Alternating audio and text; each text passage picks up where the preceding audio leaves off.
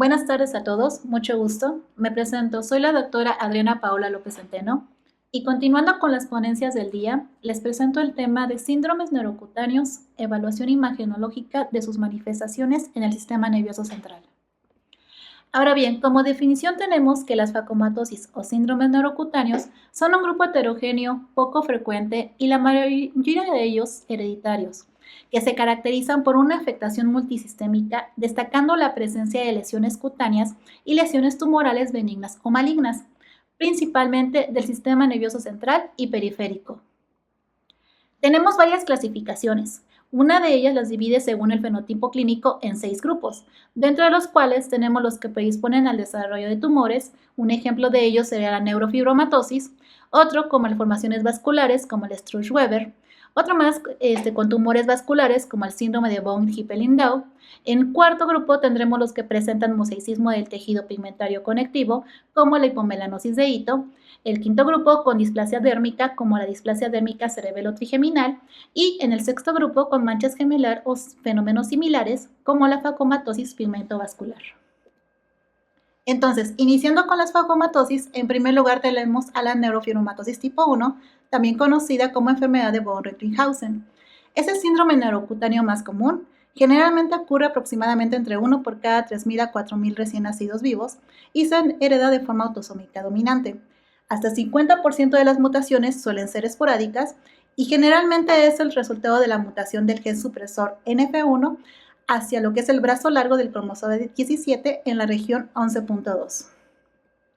Ahora bien, entre las manifestaciones y hallazgos por imagen y para su diagnóstico, tenemos los diferentes puntos, dentro de los cuales la presencia de 2 o más nódulos de Lisch, la presencia de un glioma del tracto óptico, la presencia de 2 o más neurofibromas de cualquier tipo o uno de tipo plexiforme. Esto lo vamos a encontrar en el 60% de los pacientes con neurofibromatosis tipo 1. La presencia de félidez en axilas o en ingles es hallazgo hasta el 90%. La presencia de 6 o más manchas de café con leche, las cuales deben de ser mayor a 5 milímetros en pacientes prepúberes y mayor a 15 milímetros en pacientes pospúberes. Y la presencia de lesión ósea definida, ya sea una displasia del esfenoides o adelgazamiento de la cortical de los huesos largos, las cuales pueden presentar con o sin pseudoartrosis. Además de tener un familiar de primer grado afectado en función a los criterios diagnósticos. Para hacer el diagnóstico de neurofibromatosis se deben de cumplir al menos 2. Ahora bien, entre los hallazgos por imagen, en primer lugar vamos a tener la displasia del ala esfenoidal. Este lo vamos a encontrar en el 10% de los pacientes con neurofibromatosis tipo 1 y nuestro método de imagen inicial va a ser la tomografía. Esto es debido a una displasia mesodérmica y generalmente puede afectar tanto el ala mayor como el ala menor del esfenoides. En segundo lugar, tenemos las áreas focales de alteración en la intensidad de señal de la sustancia blanca, también llamadas FASI, o focos de vacuolización mielínica, las cuales van a estar presentes hasta en el 70% de los pacientes. Estos generalmente van a aparecer a la edad de 2 a 3 años y generalmente van a tender a disminuir su tamaño a partir de los 20 años. Las vamos a localizar a nivel de ganglios de la base, generalmente hacia el núcleo lenticular, aunque también puede estar en el tronco encefálico, en puente, en tálamo, cerebelo, hipocampo, esplenio y hasta la sustancia blanca periventricular. Entre los hallazgos por imagen, generalmente van a ser hiperintensidades en ponderaciones T2 y FLAIR, y algo muy característico que debemos de tener en cuenta es que estas no van a reforzar ni van a presentar efecto de volumen sobre las estructuras adyacentes. Siguiendo, tenemos lo que es el glioma de la vía óptica. Este va a estar presente entre el 15 al 20% de los pacientes con neurofibromatosis tipo 1.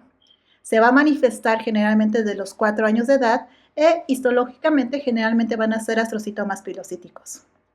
Entre los síntomas, los pacientes van a presentar pérdida de la agudeza visual, atrofia del nervio óptico, disfunción hipotalámica o papiledema. Entre los hallazgos por imagen, vamos a encontrar el nervio con un aumento de calibre, además que va a ser hiperintenso en ponderación T2. El reforzamiento puede ser variable y generalmente está asociado a un trayecto dólico del nervio y aumento del líquido perióptico. Algo que también hay que identificar, que se puede tener afectación tanto unilateral como bilateral de ambos nervios ópticos, siendo la afectación bilateral patognomónico para esta facomatosis. Continuando, tenemos los gliomas intracraneales. Esto lo va a presentar aproximadamente entre el 1 o 2% de los pacientes con neurofibromatosis tipo 1 y generalmente suelen ser gliomas de bajo grado tipo astrocitoma pilocítico. Se van a localizar generalmente a nivel del tronco encefálico, a nivel de cerebelo o pueden ser lesiones intramedulares. Ahora bien, entre sus características por imagen, entre la presentación más común son las lesiones quísticas con la presencia de una porción sólida periférica, la cual va a presentar un reforzamiento con el medio de contraste. Además, este tipo de pacientes también pueden presentar ectasia ductal. En cuanto a la ectasia ductal, sabemos que es una dilatación focal del saco dural. Por lo tanto, su comportamiento por imagen va a ser hipointenso entre 1, hiperintenso entre 2 y hacia lo que es la cronosidad, lo que puede condicionar es remodelación del margen posterior de los cuerpos vertebrales. Y algo muy importante que siempre hay que tener en cuenta es que esto no va a reforzar con el medio de contraste.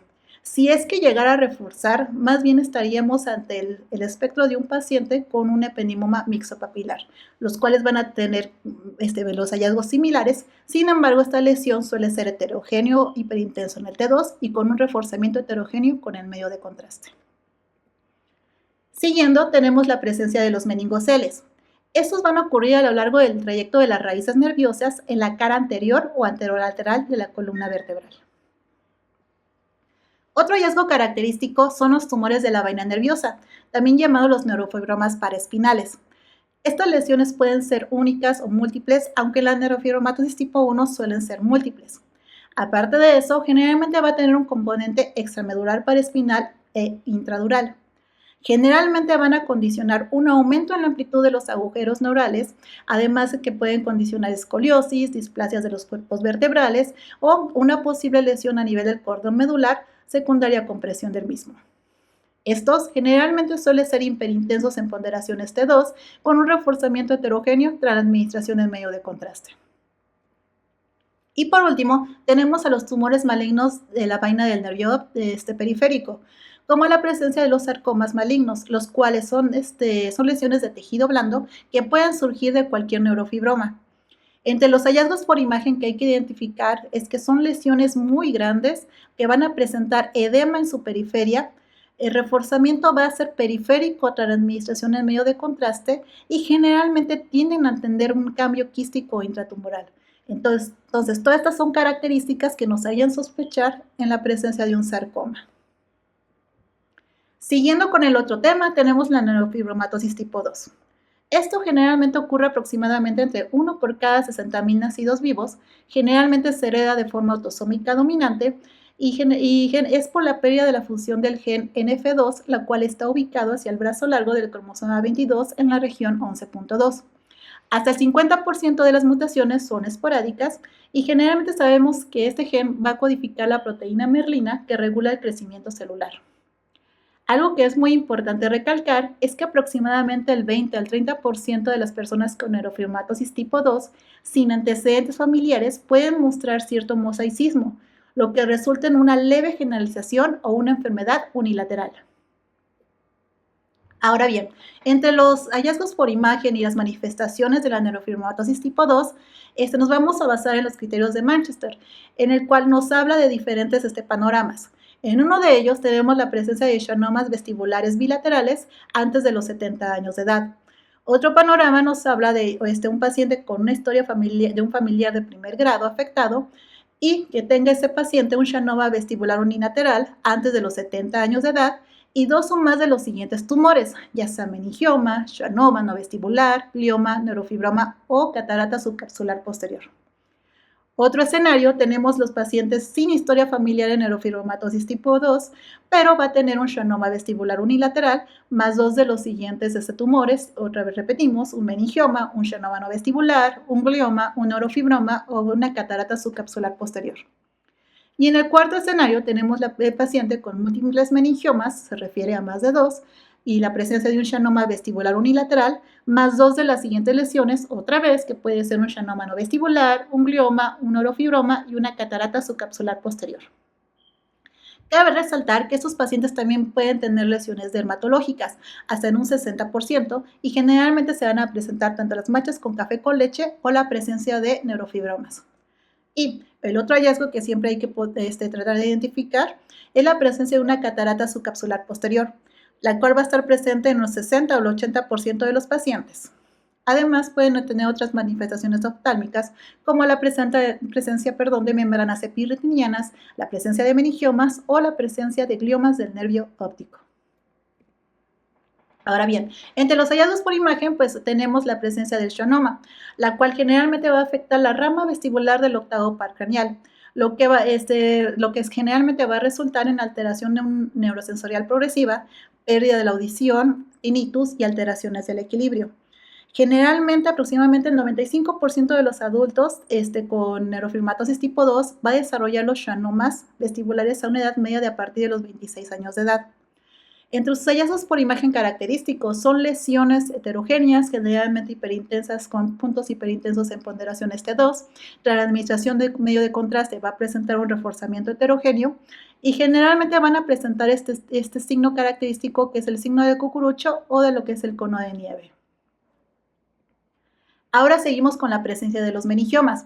Sabemos que los meningiomas van a ser lesiones extraxiales de base dural, las cuales van a tener un reforzamiento ávido con el medio de contraste. Se pueden presentar en en donde haya lo que es la parte meninges. Y generalmente el subtipo histológico más común que vamos a encontrar en los pacientes con neurofibromatosis tipo 2 va a ser el subtipo fibroso.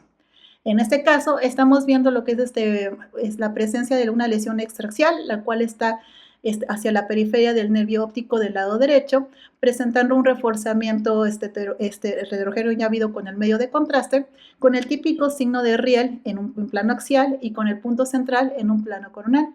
Esto en relación a un meningioma del nervio óptico derecho. En estas otras tres imágenes estamos viendo más lesiones extraxiales localizadas hacia lados del cerebro, así como extraxiales bifrontales y biparietales en relación a múltiples meningiomas. Seguimos con otra manifestación que son los ependimomas.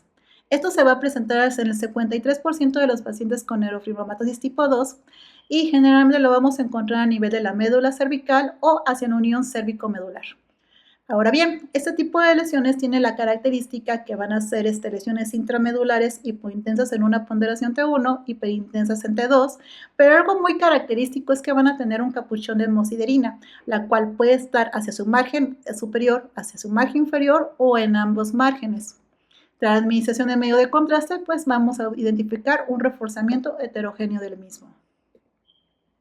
Siguiendo, tenemos la neurofibromatosis tipo 3 o schwannomatosis. Tiene una frecuencia de 1 en 40.000 a 1.7 millones de personas en todo el mundo, con un pico de incidencia entre edades entre los 30 y 60 años de edad. Es principalmente esporádica, pero entre el 15 y el 25% de las afecciones se hereda como autosómica dominante con penetrancia incompleta. Algunos casos se caracterizan por mutaciones en los genes tanto SMARCB1 o en el gen LZTR1, aunque también todavía sigue en estudio este tipo de pacomatosis. Generalmente sabemos que la aparición de los schwannomas va a oscilar de la edad entre los 20 y entre la segunda y la sexta década de la vida. Generalmente puede aparecer tanto a nivel del sistema nervioso central, a nivel de extremidades y a nivel de tejido subcutáneo. Algo muy importante que tenemos que identificar para poder hacer un diagnóstico de esta enfermedad son los criterios diagnósticos, dentro de los cuales tenemos que debe de haber al menos 2 schwannomas no intradérmicos, al menos uno con confirmación histopatológica, y algo muy claro es que no debe de haber evidencia de schwannomas vestibulares bilaterales. Aparte de eso, también otros criterios es si tenemos un familiar de primer grado afectado y que tenga un schwannoma o meningioma intracraneal confirmado patológicamente. Entre las imágenes que tenemos, en la primera imagen tenemos múltiples lesiones intraorbitarias hasta el espacio intraconal, las cuales son hiperintensas en ponderaciones T2. En la segunda imagen tenemos múltiples lesiones igual paraspinales de comportamiento predominantemente hiperintenso T2 que condicionan aumento de la amplitud de los neuroforámenes. Y en la tercera imagen que tenemos una imagen en secuencia de pares craneales donde estamos identificando ambos conductos auditivos donde no encontramos una lesión. Sin embargo, a nivel del foramen redondo adyacente hacia la fosa pterigo-palatina estamos identificando 2 lesiones. Todo esto en relación en este último caso a schwannomas en este paciente y que confirmaba lo que es la parte del diagnóstico de neurofibromatosis tipo 3. Entre los criterios de exclusión, pues prácticamente es que este paciente que no tenga un diagnóstico de neurofibromatosis tipo 2 o que no tenga un familiar de primer grado con neurofibromatosis tipo 2. Siguiendo, tenemos lo que es la parte del complejo esclerosis tuberosa, también llamada enfermedad de Bournonville. Este es un trastorno autosómico dominante con un fenotipo muy variable y una prevalencia estimada relativamente rara, una por cada 10.000 personas. Generalmente 2/3 de los casos son esporádicos y secundarias a mutaciones de novo.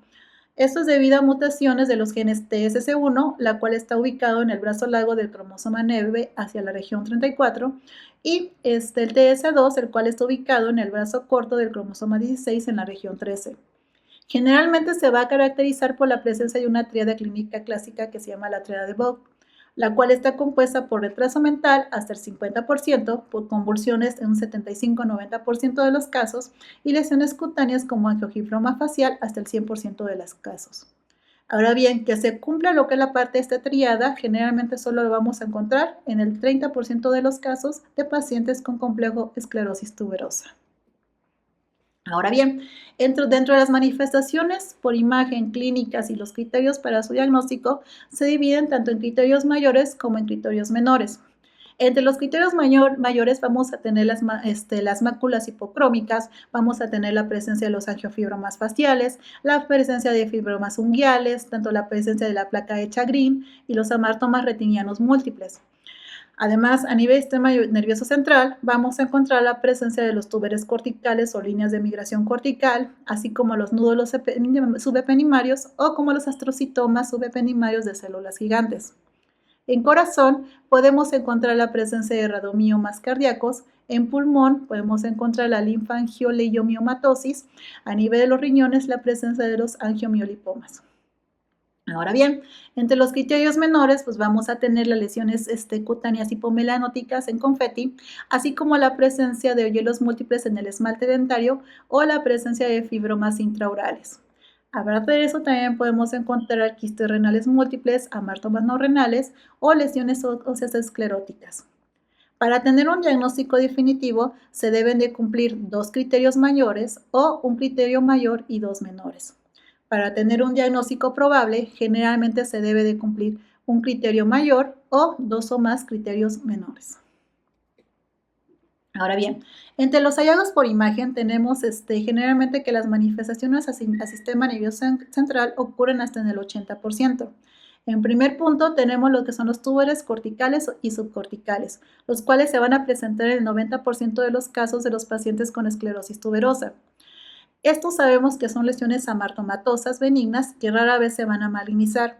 Generalmente van a estar subcorticales y en un estudio de tomografía se van a comportar hipodensos. En un estudio de resonancia magnética en T1 van a ser hipointensos, en T2 y FLAIR van a ser hiperintensos. Pueden llegar a tener un reforzamiento, sí, hasta en un 15% y pueden llegar a calcificar, pero estos generalmente se calcifican a partir de los 2 años de edad. Algo muy importante es que este comportamiento puede cambiar y principalmente en pacientes que todavía no han llegado a una mielinización completa de su cerebro. Este comportamiento cambia ya que en unas ponderaciones T1 se van a ver hiperintensos y en ponderaciones T2 se van a ver hipointensos. En la tomografía se pueden llegar a ver como lesiones hiperdensas. Ahora bien, algunos autores diferencian los túberes corticales en 2 tipos, los tipos Chiral Core y los tipos Sulcan Island. El tipo Chiral Core, en pocas palabras, es una lesión que se encuentra en el centro de una circunvolución, el cual se encuentra expandida con la cortical intacta. Y el signo de Sulcan Island es una lesión que compromete 2 circunvoluciones adyacentes y su corteza va a ser normal. Siguiendo, tenemos la heterotopia de la sustancia blanca, la cual va a estar presente hasta el 80% de los casos. Estas también son llamadas líneas de migración radial. Van a ser unas bandas lineales con morfología de flama con morfología de flama, las cuales se van a distribuir desde la sustancia blanca periventricular hacia la sustancia blanca subcortical. Generalmente suelen ser hiperintensas en ponderaciones T2 y FLAIR y pueden llegar a presentar un discreto reforzamiento tras la administración del medio de contraste. Su distribución suele ser lo que es la parte perivenular y puede estar asociada a lesiones quísticas adyacentes a la misma. Seguimos con los nódulos subependimarios. Estos nódulos van a tender igual a calcificarse hasta el 80%, hasta el 88% de los pacientes. Generalmente van a ser visibles entre los 6 meses de edad y se van a localizar en la superficie pendimaria de los ventrículos laterales. Entre su comportamiento por imagen pueden ser de ISO a hiperintensos tanto en ponderaciones T1 y T2 y pueden llegar a tener un reforzamiento variable tras la administración de medio de contraste. Algo muy importante, si estamos sospechando que el nódulo está calcificado, pues obviamente hay que poner secuencias tales como un EMO o un SWI, donde vamos a ver la susceptibilidad magnética cuando estos nódulos estén calcificados. Siguiendo, tenemos el astrocitoma subependimario de células gigantes, también llamado SEGA, entre los cuales vamos a encontrar la proporción entre el 10 a un 15% de los pacientes van a estar afectados, aunque generalmente los individuos afectados van a ser los que tengan la mutación TSS2. Estos suelen ser astrocitomas de bajo grado, generalmente en un grado 1. Su aparición es entre los 8 y los 18 años de edad y generalmente van a estar adyacentes al foramen de Monro y pueden condicionar hidrocefalia obstructiva. Además, para poder diferenciarlos de los nódulos subependimarios, estos suelen ser de mayor tamaño, generalmente mayor a 1 centímetro. Su calcificación no va a ser completa y va a tener un reforzamiento heterogéneo y más ávido con el medio de contraste en comparación con los nódulos subependimarios. Siguiendo con el tema, tenemos el síndrome de von Hippel-Lindau.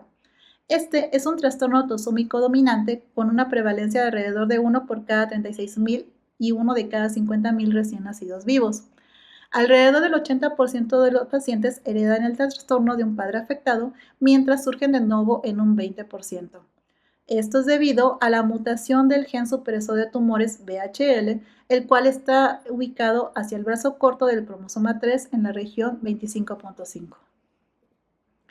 Ahora bien, dentro de las manifestaciones por imagen del síndrome y hay criterios diagnósticos para el síndrome de von Hippel-Lindau, tenemos diferentes lesiones, dentro de los cuales los pacientes pueden tener desde quistes pancreáticos, desde hemangioblastomas cerebelosos, la presencia de quistes renales, la presencia de hemangioblastomas retinianos, así como la presencia de carcinoma de células renales, además de la presencia de feocromocitomas, hemangioblastomas en la médula espinal, tumores neuroendocrinos del páncreas, cistodenomas serosos del páncreas, además también de hemangioblastomas medulares y cistodenomas papilar del epidídimo. Para los criterios diagnósticos tenemos que tener un paciente con antecedente familiar de von Hippel-Lindau y al menos uno de los tumores característicos que ya mencionamos. Otro criterio es que haya la presencia de 2 o más hemangioblastomas retinianos o en el sistema nervioso central. Y otro criterio más sería la presencia de un hemangioblastoma en retina o en el sistema nervioso central, más al menos uno de los tumores característicos que ya mencionamos, con excepción de un tumor renal o de quistes epididimarios. Entonces, entre las manifestaciones por imagen tenemos la presencia del hemangioblastoma retiniano. Esto lo vamos a encontrar en el 45 a un 60% de los pacientes, el cual esos también son llamados angiomas retinianos o hemangiomas capilares, los cuales se van a encontrar en la retina periférica hasta el 80%. Su edad de aparición generalmente va a ser a los 25 años y generalmente pueden ser bilaterales hasta en un 50% de los casos. Entre sus complicaciones podemos encontrar el desprendimiento de retina, ya sea por reacción o de tipo exudativo, la hemorragia vítrea o el glaucoma neovascular. En la resonancia magnética puede llegar a verse la presencia de un reforzamiento nodular hacia lo que es la parte del segmento hacia la retina, nada más. En algunos pacientes sí se puede llegar a ver nada más la presencia de un hemovitrio, ¿vale? Ahora, seguimos con el tumor de saco endolinfático, la cual puede estar presente hasta el 10 o el 15% de los pacientes. La edad media de aparición aproximadamente es a los 22 años y puede ser bilateral, pero nada más hasta el 30% de los casos. Estos generalmente van a ocurrir a nivel de lo que es el acueducto vestibular. Estas son lesiones localmente invasivas y pueden llegar a erosionar tanto los conductos semicirculares y la cóclea.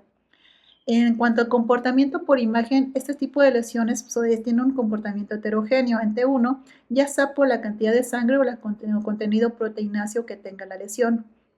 En T2 suelen ser hiperintensos y suelen mostrar un reforzamiento heterogéneo tras la administración de medio de contraste. Ahora bien, tenemos la presencia de los hemangioblastomas.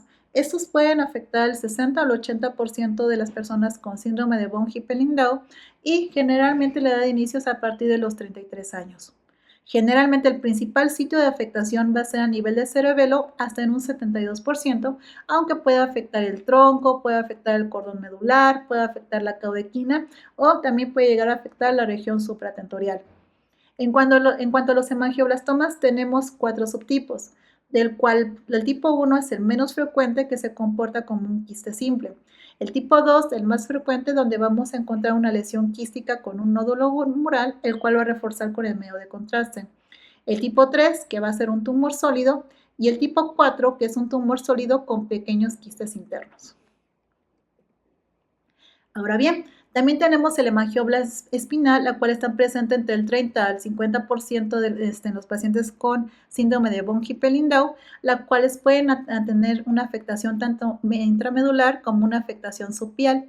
Entre algunas características que podemos identificar es que estas lesiones pueden llegar a tener trayectos vasculares ectásicos adyacentes al mismo y pueden condicionar si son intramedulares Sinnings hasta en un 50 o en un 100% de los casos. Siguiendo, vamos a encontrar el síndrome de Sturge-Weber. Este también es llamado angiomatosis encefalotrigeminal o angiomatosis encefalofacial. Este es un trastorno congénito poco frecuente con una incidencia aproximadamente entre 1 por cada 40.000 a 50.000 recién nacidos vivos. Afecta a ambos sexos por igual. Generalmente suele ser esporádico y no tiene un componente hereditario claramente identificable. Está caracterizado por la presencia de una marca de nacimiento facial, que es la llamada mancha de vino de Oporto, además del glaucoma y la presencia de angiomatosis leptomeningia. Se ha planteado la teoría que puede ser el resultado de una ausencia de regresión del plexo vascular primordial, la cual condiciona persistencia de los canales vasculares sinusoidales primordiales, subdesarrollo del drenaje venoso superficial del cerebro, con dilatación del drenaje profundo de forma compensatoria y afectación a los capilares. Ahora bien, se ha mencionado que la angioma facial o la mancha de vino de Oporto debe estar presente al nacer y que sigue la división oftálmica del nervio trigémino. Mas, sin embargo, tenemos un fenotipo, digamos que de muy alto riesgo para presentar el síndrome de Sturge-Weber, cuando la mancha de vino de Oporto afecta la frente, afecta tanto el párpado superior, el canto interno, canto externo, se extiende hacia el lateral y posterior hasta llegar hasta la porción superior de la oreja. Algo también que hay que identificar es la presencia de glaucoma en este tipo de pacientes, los cuales van a estar presentes hasta el 72% cuando la mancha de vino de Oporto compromete ambos, tanto el párpado superior como el párpado inferior, y hasta un 21% cuando solamente va a comprometer el párpado superior. Generalmente el glaucoma suele ser de ángulo abierto y la presentación va a ser bimodal, siendo que el 60% lo van a desarrollar en la infancia. El síndrome de Sturge-Weber también se va a clasificar en 3 tipos. Tipo 1, en el cual vamos a tener angiomas tanto faciales, leptomeningios y pueden tener glaucoma los pacientes. El tipo 2 es un angioma facial sin evidencia de enfermedad intracraneal y puede tener glaucoma. Y el tipo 3 es un angioma leptomeningio aislado, el cual normalmente no hay glaucoma. Entre los hallazgos por imagen tenemos que podemos encontrar en una tomografía calcificaciones subcorticales o corticales, las cuales las vamos a ver como imágenes hiperdensas de densidad cálcica. En una resonancia magnética nos pueden ayudar secuencias tanto EMO como SWI, donde vamos a ver las imágenes con susceptibilidad magnética. Además, vamos a encontrar hemiatrofia cerebral del parénquima cerebral afectado con secundaria compensación, ya sea hiperneumatización de las cavidades sinunasales, engrosamiento del diploide, aumento del plexo coroideo ipsilateral y del seno cavernoso afectado. Ahora bien, tras la administración del medio de contraste, podemos identificar un reforzamiento leptomeningio del parénquima cerebral afectado y esto es lo que se conoce como la angiomatosis. Si realizáramos una secuencia veno-RM, lo que vamos a identificar es la dilatación de las venas transparenquimatosas y vamos a identificar una dilatación de las venas profundas. Siguiendo con el tema, vamos a encontrar la ataxia telangiectasia. Este también es conocido como síndrome de Luis-Barr. La incidencia estimada es alrededor de 1 por cada 40.000 a 300.000 recién nacidos vivos. Es una enfermedad rara, autosómica recesiva y generalmente es causada por la mutación del gen ATM, la cual se encuentra localizada hacia el brazo largo del cromosoma 11 hacia la región 22-23. Es la causa más común de ataxia cerebelosa en niños menores de 5 años de edad y generalmente se van a caracterizar clínicamente por múltiples telangiectasias oculocutáneas, ataxia cerebelosa, infecciones pulmonares e inmunodeficiencia. Ahora bien, los hallazgos a comentar, vamos a encontrar una pérdida del volumen cerebeloso con secundario agrandamiento del cuarto ventrículo. Este hallazgo generalmente lo vamos a identificar en pacientes mayores a 6 años de edad. Ahora bien, en pacientes pediátricos no esperamos ver algún otro hallazgo por imagen de manera supratonterial. Sin embargo, en los pacientes adultos podemos encontrar estos hallazgos. Uno de ellos sea la presencia de múltiples telangiectasias intraparenquimatosas. Otro puede ser también la presencia de múltiples microhemorragias, alteraciones en la intensidad de señal de la sustancia blanca y la presencia de lesiones quísticas intraparenquimatosas. Estas son conocidos como los nódulos gliovasculares y generalmente se hace la teoría que probablemente es debido a la fuga de los capilares de las telangiectasias anormales. Seguimos con la hipomelanosis de Ito. Esto también es llamada incontinencia pigmentia chromians, la cual la incidencia global es de 1 por cada 7.540 recién nacidos vivos de predominio del sexo femenino con una proporción de 2 a 1. Es la tercera facomatosis en frecuencia después de la neurofibromatosis tipo 1 y de la esclerosis tuberosa.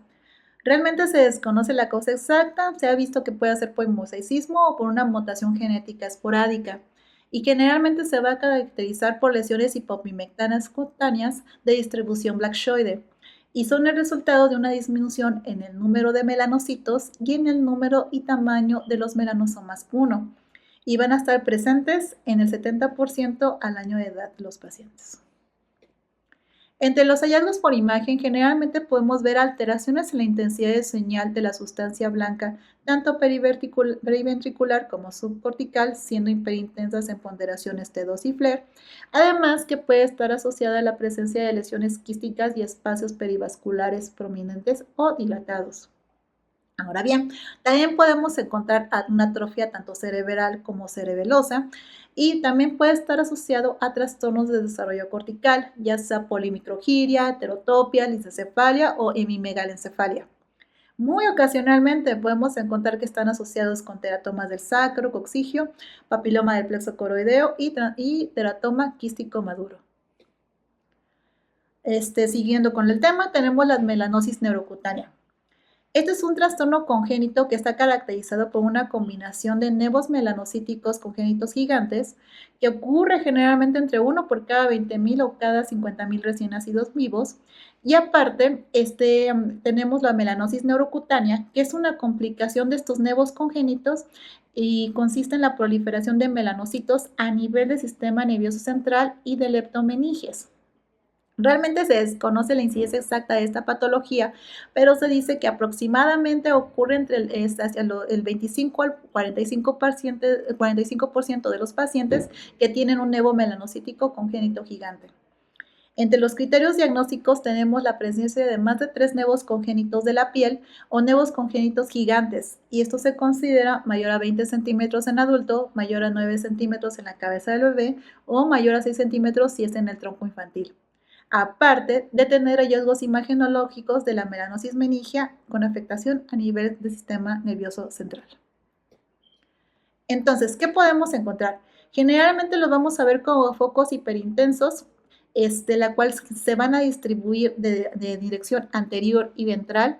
Y generalmente los sitios más característicos para buscar estos focos hiperintensos es a nivel de las amígdalas, aunque también lo podemos encontrar tanto en el tronco del encéfalo, en cerebelo, en la corteza cerebral, a nivel de tálamos, etc. Hay que captar mucho a estos pacientes, ya que estos focos melanocíticos pueden llegar a transformarse y progresar a un melanoma maligno, que es donde generalmente es la principal causa de mortalidad en este tipo de pacientes. Algunas otras alteraciones que pueden estar asociadas, por ejemplo, pueden ser malformación de Danny Walker, la presencia de hidrocefalia, la presencia de un quiste de fosa posterior, defectos en las vértebras del cráneo, lipomas intraespinales, cingomelia o aracnoiditis. Entonces, estamos viendo las imágenes hiperintensas hacia las amígdalas, hacia el espacio subaracnoideo, y generalmente tras administración en medio de contraste adyacentes a estas lesiones podemos encontrar un reforzamiento leptomeningio. Seguimos con el síndrome de Cowden. El síndrome de Cowden también es llamado síndrome de amartoma múltiple. Es un trastorno autosómico dominante que está caracterizado por la presencia de múltiples crecimientos tumorales benignos amartomas. Generalmente es causado por varias mutaciones en el gen supresor llamado PTEN, la cual generalmente se encuentra ubicado hacia el brazo largo del cromosoma 10 hacia la región 22-23. También está implicado otros genes, pero bueno, seguimos.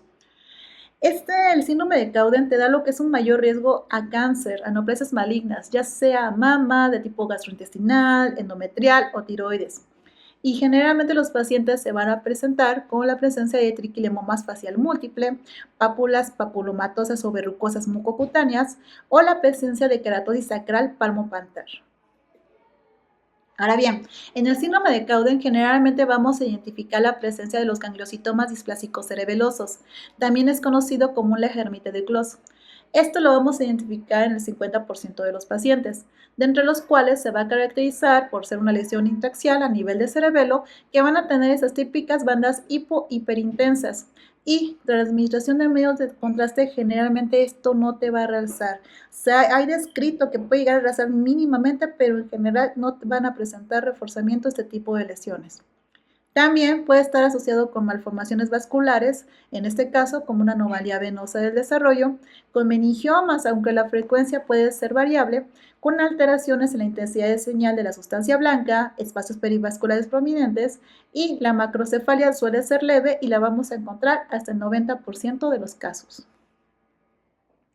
Y por último, tendremos lo que es el síndrome de Gómez-López Hernández, también llamada displasia cerebelo-trigeminal dérmica. Realmente se desconoce la causa y se hipotetiza en una herencia autosómica recesiva asociada a un gen que realmente no ha sido identificado. Está conformado por la tríada tanto de romboencefalosinapsis, anestesia trigeminal, alopecia parieto o parieto occipital hasta en el 50% de los casos. Otras características que hay que identificar, que generalmente el cráneo esté simétrico con oxicefalia, podemos encontrar hipoplasia mediofacial, la presencia de opacidades corneales, implantación baja de los pabellones auriculares, así como anestesia en el territorio del trigémino, hipertelorismo o clinodactilia. Ahora bien, entre los hallazgos por imagen de vamos a encontrar en romboencefalosinapsis, las cuales vamos a encontrar que las folias cerebelosas van a estar orientadas de manera transversal y el vermis va a estar ausente. Y además vamos a encontrar los hemisferios cerebelosos fusionados. Otros hallazgos que podemos identificar es la presencia de ventriculomegalia o hidrocefalia, hipoplasia de los ganglios del nervio trigémino, lo vamos a encontrar como una disminución en amplitud de ambos cabus de Meckel, y otras alteraciones que podemos encontrar que estén asociadas pueden ser unas circunvoluciones anormales, anomalías del cuerpo calloso, como en este caso, una masa intermedia grande, fusión talámica y ausencia del septum pilosum. Como conclusiones tenemos que las facomatosis o síndromes neurocutáneos son un grupo heterogéneo que se caracteriza por una afectación multisistémica. La imagen juega un papel importante en el diagnóstico mediante la identificación temprana de los hallazgos patognomónicos en algunos casos y que también es importante para la detección y seguimiento de los familiares y pacientes afectados. Muchas gracias por su atención y espero que sigan disfrutando las demás pláticas del Congreso. Hasta luego.